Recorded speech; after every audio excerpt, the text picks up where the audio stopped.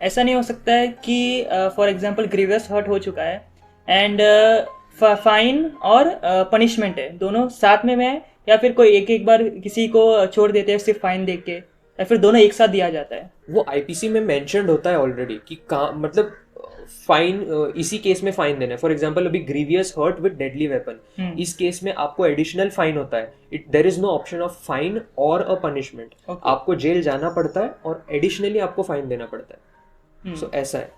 सो IPC में it is mentioned कि कहाँ पे आपको सिर्फ फाइन देके निकल सकते हो, कहाँ पे। अब ये उसकी मर्जी नहीं होती है कि ठीक है मैं फाइन देके निकलूंगा, ऐसा नहीं होता है। ये जज के विजडम पे डिपेंड करता है, उसके एक्सपीरियंस पे डिपेंड करता है।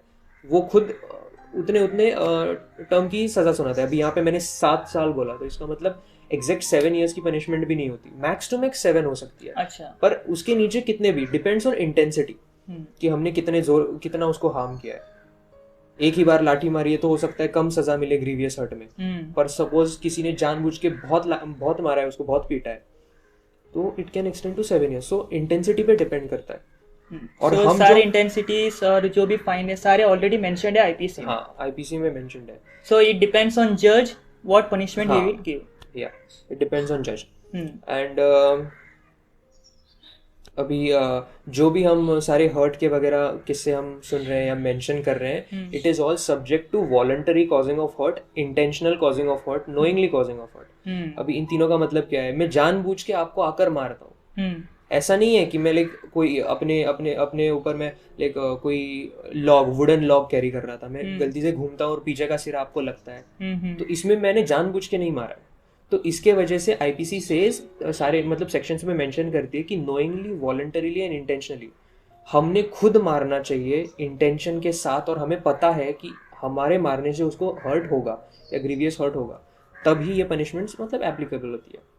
और फॉर एग्जांपल इफ अनइंटेंशनली किसी को हर्ट हो गया या फिर ग्रीवियस हर्ट हो गया, ये और कुछ केसेस में काफ़ी ज़्यादा हर्ट हो गया अनइंटेंशनली, कोई प्लान नहीं किया, ऐसे काफ़ी सारे केस है जहाँ पर अनइंटेंशनली हर्ट होता है, उस केस में क्या होगा? उस केस में उस इंसान को पनिशमेंट मिलेगी या फिर और क्या होगा उस केस में? इन केसेस में डिपेंड करेगा, क्योंकि एक्चुअल में अगर अनइंटेंशनली हर्ट हो रहा है तो ऐसा हो सकता है कि